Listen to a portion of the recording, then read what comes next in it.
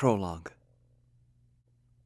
Feeling highly agitated, I was only vaguely aware of what I was doing. I turned off the movie I was watching, Alien, and sat there looking at the blank, dark screen. I thought about the alien creature killing off the astronauts who were alone in space, billions of light years away from Earth. The aliens slowly picking the men and women off one by one. I knew how the astronauts felt, because that was exactly how I was feeling at that moment. I was alone, afraid. It was almost like something inside me was building up, trying to get out, getting ready to explode through my chest. To try and rid myself of this sensation, I decided I would have to go take a shower. It seemed like an incredibly difficult journey. My footsteps creaked against the wooden floor panels, one foot in front of the other. I got to the bathtub where I ran the water, feeling the temperature under my hand as the water slid down my fingertips and into the tub. I took off my clothes, folded them neatly, placed them on the countertop, and stepped into the shower. I hate having showers. I hate the water touching my skin. I hate the water touching my hair, but I hoped somehow this time would be different. I hoped that the water would feel refreshing, rejuvenating. That's what people often told me. But my sense of helplessness and panic only increased. I took deep breaths to try to calm myself down, but it wasn't working. I knew I was different from everyone, but I couldn't put my finger on it. There had been countless doctors, each with his or her own opinion, prescribing a new medication. But with each visit, I felt more frustrated and more alone. Growing up, the other kids were mean to me. No matter what I did, they picked on me, beat me up, pushed me, and called me names. How different I was only became more apparent as I got older. The other kids seemed so normal, so regular. And here I was, feeling like an outsider. The water kept coming down. I stayed put, not moving, not sure what I could do. Eventually, I turned the shower off, dried myself, and got dressed. I was still alone in the house. My parents were working and wouldn't be home for several hours. The house suddenly seemed eerie and lonely. Once again, I was gripped by panic, only worse this time. I decided I could no longer go on like this. Things just kept getting worse and worse. I pulled the barbecue from the porch, lifting it over the sliding glass door jamb and into the kitchen. I got the jerry can for the lawnmower from the tool shed and poured the gas all across the living room. The room stank. All I had to do was light it. It would be incredibly easy. I was tired of feeling this way. I was tired of everything, and I just wanted it to end. I felt completely alone. Nobody understood what I was feeling, not even my parents or my Nana, whom I loved dearly. I didn't want to disappoint her or cause her any pain. What would happen if I lit the entire place on fire? What if I just stayed perfectly still and did nothing? Why not let the flames engulf me? Would the propane tank explode like it did in the movies? Did I really want to die that way? Chapter 1. The Preteen Years. I was born in Winnipeg, Manitoba, Canada, on December 27, 1981, and I am a direct descendant of the Honorable James Mackay. If you're not acquainted with your Canadian history, and if you're not, I don't blame you. He was a fur trader and early settler of Manitoba. He is famous for negotiating early First Nations land treaties before being appointed to the legislature. Although I may come from a distinguished family, my birth was decidedly not. I was given up for adoption by my birth parents and lived in foster care for 18 months until I was adopted by Bob and Terry Tolmie in 1983. On our first visit, my soon-to-be parents, Bob and Terry, gave me a teddy bear. Somehow, I remember this stuffed bear very clearly. The bear was brown with black eyes, and it was about the size of my head. Bob and Terry must have been really smitten with me because I'm told it was one of the fastest adoption processes that ever took place. Soon I was in my new home in Brandon, Manitoba. Not long after I had settled in, I got an ear infection. I cried a lot, but my parents couldn't figure out what was wrong. One morning, my parents woke me up and there was blood on the pillow. My eardrum had burst. To this day, I still have a bit of hearing loss in my right ear. About a year later, my parents decided to start a new adventure and moved to Nanaimo, British Columbia, where I now live. We rented a moving truck, and my dad drove it while I rode in our car with my mom. Along the way, I came down with heat stroke and had to be hospitalized in Kamloops. The doctor prescribed popsicles and cold showers. I thought the popsicles were great. Cold showers, not so much.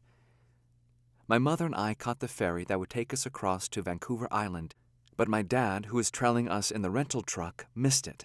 We had to sit at the ferry terminal on the other side and wait for my dad to catch the next ferry because we had all the money and the directions. After about 4 hours, we were reunited and found the apartment we had rented. My dad had moved all the furniture himself because my mother was sick with the flu.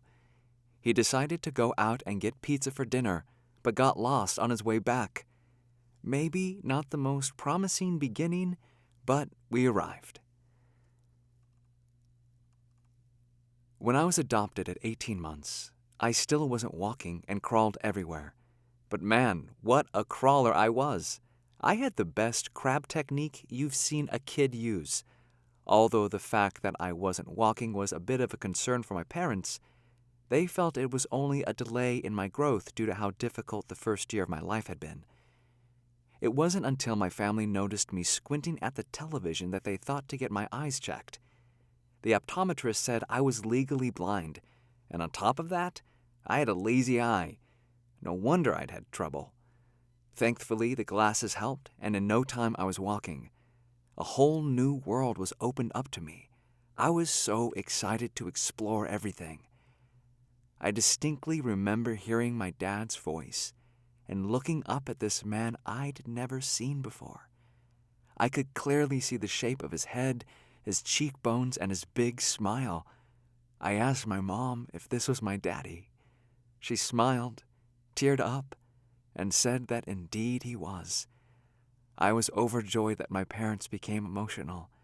This was a very special moment in my early life. I remember my dad reading nursery rhymes to me at bedtime. Although I could not read, I eventually memorized the words and would recite them with my dad. My dad thought I was advancing in my reading when in fact I just had a good memory. Both my parents got jobs when we moved to Nanaimo, and I was put in daycare, which I absolutely hated. I didn't like being around other kids because they were so much different than I was. I had trouble talking to them and relating to them. They seemed so much more advanced than I was. All I would do was run and hide.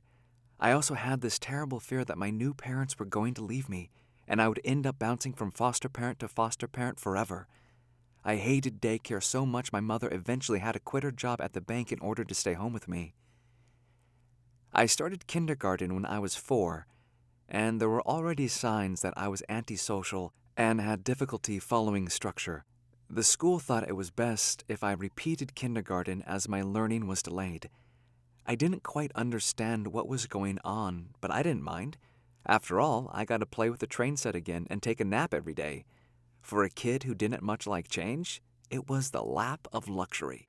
The older I grew, the more I struggled to relate to other kids. Although I do remember playing with the girl downstairs. She and her family were tenants. I was around 3 or 4 years old at the time. She and I would play hide-and-go-seek and other games, and it was a lot of fun.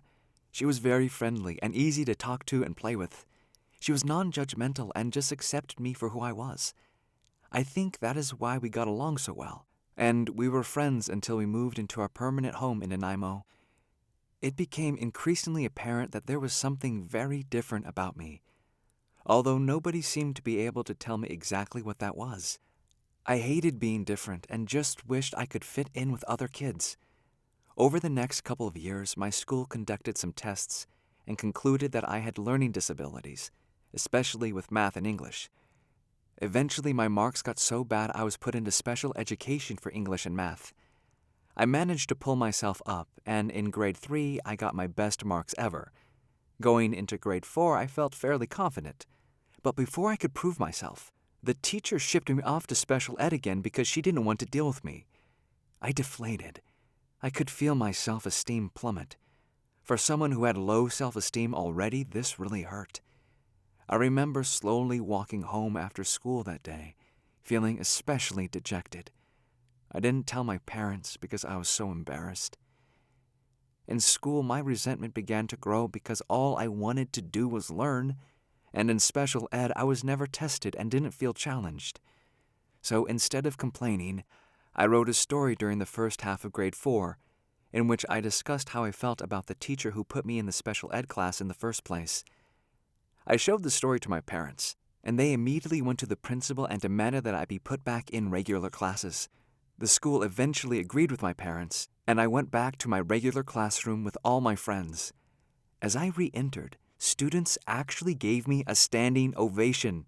I was shocked. Apparently, none of the other kids liked the teacher either, so I became a minor celebrity for a couple of days for being the kid who stood up against institutional tyranny. Neither sports nor PE ever became any easier. I still hadn't developed any good hand-eye coordination, and my blindness prevented me from being able to do many of the activities other kids took for granted. One time during grade 7, when I was in PE class, I overexerted myself and passed out. My parents took me to the Children's Hospital in Vancouver for an overnight assessment. The doctors performed tests on my heart. I had to run on a treadmill for 30 minutes. Just as I was being unhooked from the machines, I had a massive asthma attack and almost passed out. I also had to run around Stanley Park with a heart monitor. Of course, I hated this entire experience because I didn't want to run. If I had known what was in store for me, I would have fought my parents tooth and nail to stay home. One thing I didn't realize was how many sick children there were, with cancer and other diseases, who may never be going home. This really opened my eyes. The doctors diagnosed me with exercise-induced asthma. I used inhalers until the end of high school when I felt I didn't need them anymore. The one good thing that came out of the experience was that I was exempt from PE class.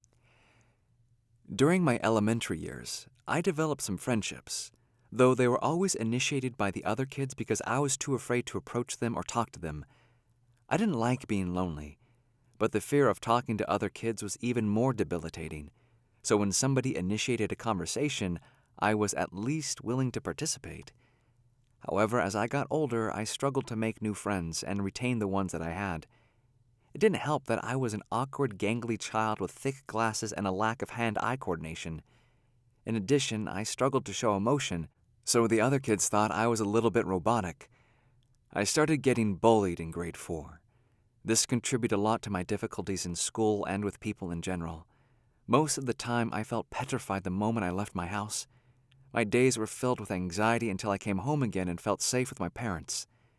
I suffered in silence for the longest time, too scared to say or do anything about it.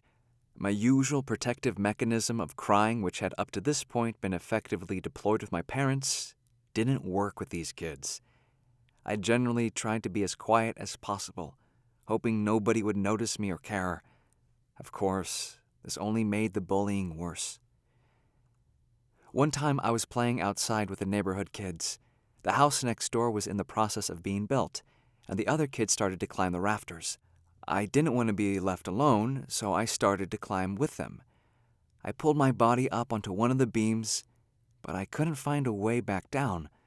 I called out to the other kids to help me, but they just laughed and ran away. There I was, terrified, up on this wooden beam high above the ground. I didn't know what to do, and had visions of staying up there until it got dark. Thankfully, my mother, who had been keeping a close eye on us, came to investigate. She found me and helped me back down. Midway through grade 6, the bullying was so bad I eventually told my parents. They went to the school, to the bully's parents, and to the police. We even tried to get a restraining order against one of the particularly bad bullies, but strangely enough, the bully said I was bullying him. This was completely ridiculous. One look at my skinny arms and tiny body and anybody could tell that I couldn't bully anyone.